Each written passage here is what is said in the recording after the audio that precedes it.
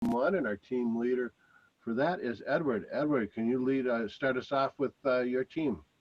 Mr. General Evaluator, fellow Saturday Morning Live Toastmasters, I welcome guests and especially Kathryn. I introduced what our team members were going to do earlier, so with that, please help me welcome Anna Gaetjes as she gives her evaluation of Kathryn's speech. Anna.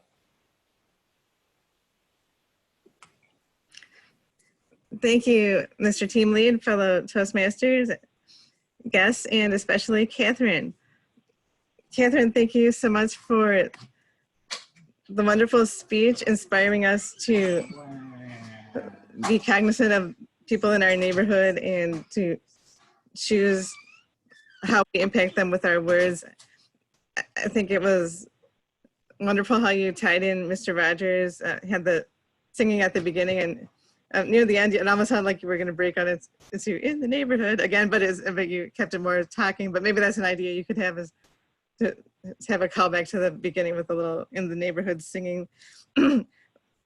I think I was most touched by your description of 30th in Chicago, noticing the open window and just conceptualizing what it's like to be a person living there among all the emotions and the words that are happening and were happening there.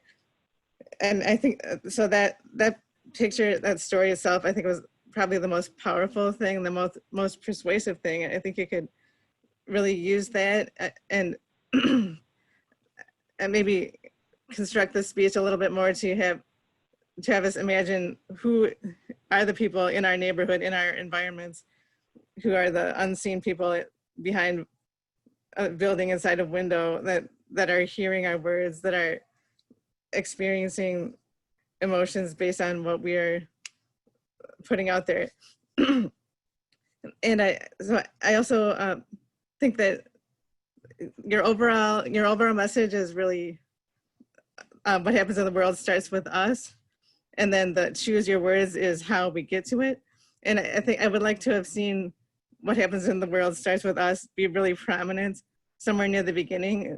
You did get to it near the middle of the speech, but really I think have that also be part of your message, so that so that we're thinking about that when you're describing different emotions, different types of words we can use, that we think about how really it's because of impacting people in a positive way. Like the other really great picture you had there about the flowers moving toward the sun and things like that.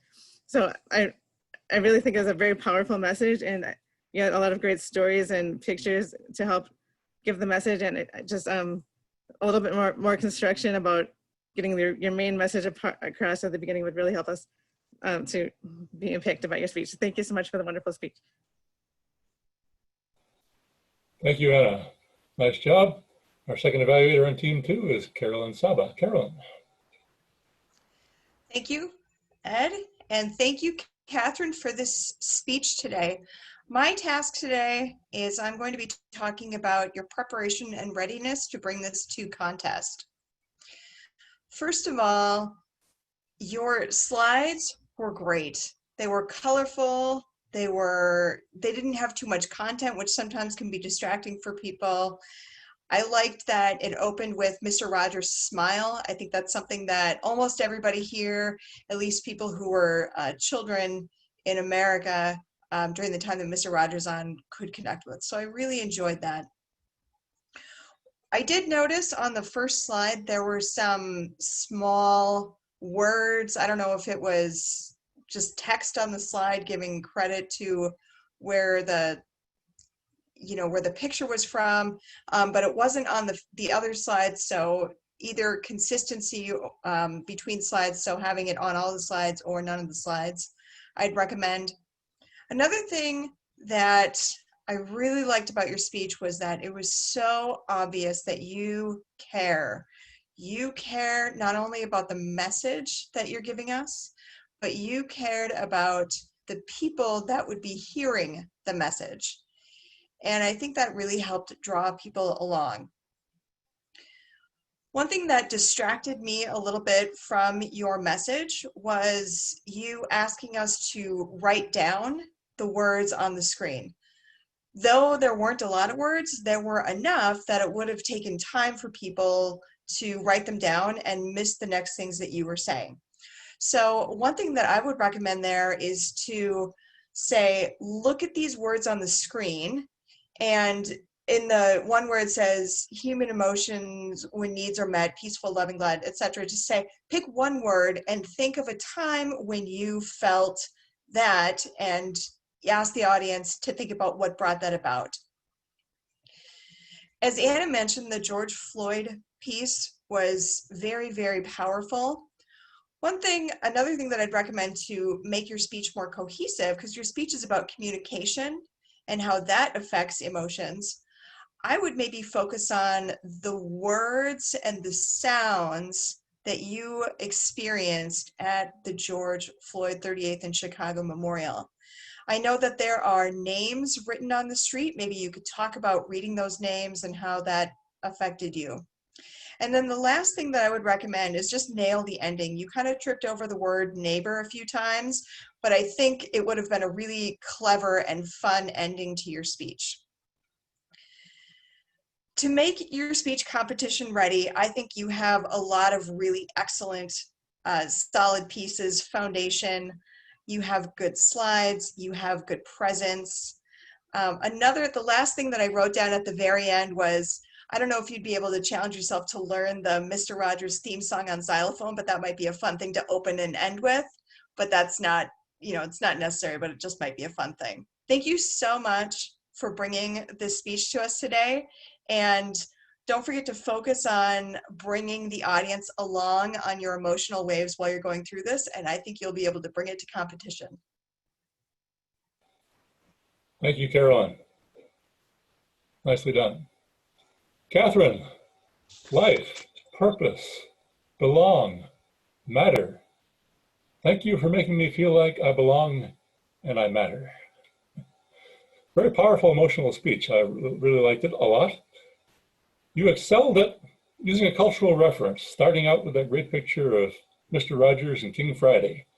I would say, however, that there may be times you're going to take this to competition where not all of your audience members will capture that cultural reference right away, and you may have to explain who those people are. One that didn't need a lot of explanation was your nephew at bat. What a priceless smile. My goodness. That's a great photo. You had a list of attributes. I feel. How those attributes make you feel, how those attributes were making me feel as I listened to them, really helped to keep me engaged in your speech. And of course, your reference to your time at 38th in Chicago was very powerful. Some things you might want to work on. Instead of telling us what Mr. Rogers tells us, personalize it. Here's what Mr. Rogers says to me. This is what I hear Mr. Rogers calling me to act upon. This is the way these words impact me. And then the one other thing I would work on is, it's such a powerful speech with so many great words that you encouraged us to write down and carry around with us, but you worked a segue in there to some hurtful words. And it just struck me as out of place for the general tone of this speech. And maybe there's a complete separate speech about hurtful words that you could create to get down that avenue. To challenge yourself, connecting, creating understanding. I want you to give me a powerful call to action at the end of your speech. Write down this list of words, which was already pointed out was too many for me to get written down. Stick them in my pocket. No, put these words in your heart and have them govern how you interact with other people when you communicate. Give me a powerful call to action to summarize this speech. Kathryn, you get the Resiliency Award. We're in a breakout room this morning. You kept coming and going, freezing, making electronic sounds, a little bit nervous about whether the speech was actually going to happen, but you got us there. So thank you for your persistence. Thank you for your speech. And with that, we have a minute for you to respond. Kathryn. Well, as always, I am grateful for the wonderful feedback and the responses that I get from people. I know that when you go to competition, you only get 7 minutes. And for me to incorporate many of those things into my speech, it's going to take a bit of work. I was singing more of the song, and I had it at 11 minutes, then I got it down to 7, and now again, this morning it was up to 10 after I took some recommendations from someone else and put them in the speech. You all gave me really wonderful feedback. I can't wait to get the recordings so that I can write them down and incorporate them into my future speeches, especially Carolyn and Ed. I liked your call to challenge me to make them stronger and more powerful. And Anna, even you did the same thing for me when you said ways that I could improve it. So I really appreciate the improvements. I find it very challenging to work on Zoom. It's a whole totally new form of communication than what I've ever done in the past. And so I have some hurdles to overcome before I go to competition. Thank you, Kathryn. Practice, practice, practice. Now we have up to 2 minutes for audience questions. Just go ahead and unmute and allow your comments or ask a question of Kathryn if you'd like. I'd just like to comment on how pleasant Kathryn's delivery is when she starts with her singing voice. Not everyone has that gift to be able to sing in a very pleasant and soothing way. And it really set the tone of her speech very well, even though the ending could have brought in the Mr. Rogers theme song. I still felt that, I still remember that throughout the entire speech. So anything that was missing, mentally, I kept thinking that this is what this speech is about, especially for those of us. And I think even parents who watched Mr. Rogers with their kids, even just one episode, you know what he was about. So I just appreciate that about Kathryn's speech. Another comment. I just wanted to go ahead. Oh, go ahead, Jamie. I have a comment. Thank you, Edward. Oh, hi.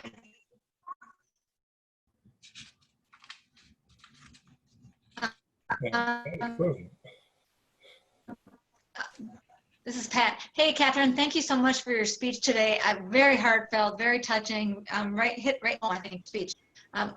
Just one tip for you, actually. I didn't hear all of the evaluators because I got cut off, but I like to hear even more very specific examples of hurtful words, very, very specific example of thoughtful, kind, truthful words that we can hang our hat on and put in our arsenal, if not already there, communication. So overall, very heartfelt. Thank you so much.